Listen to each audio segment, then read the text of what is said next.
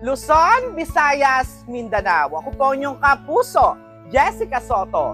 At narito mga istoryang tampok namin para sa inyo ngayong gabi. Lumipad ang aming team dito sa pinakabagong coffee shop dito sa Ibayo, Balanga City, Bataan. Kaya tara po, samahan niyo po akong tikman ng masasarap na pagkain na ino-offer ng Olive Cafe.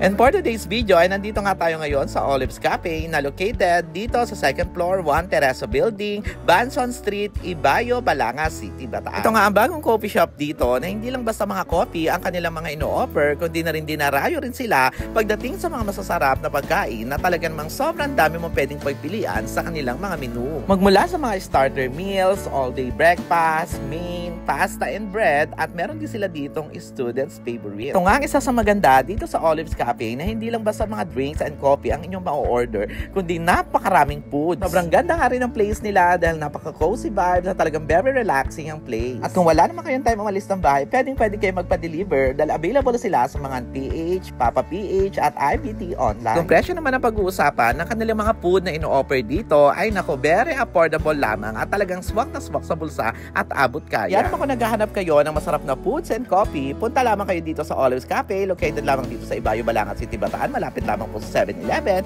Open sila from Tuesday to Sunday from 10 a.m. to 10 p.m.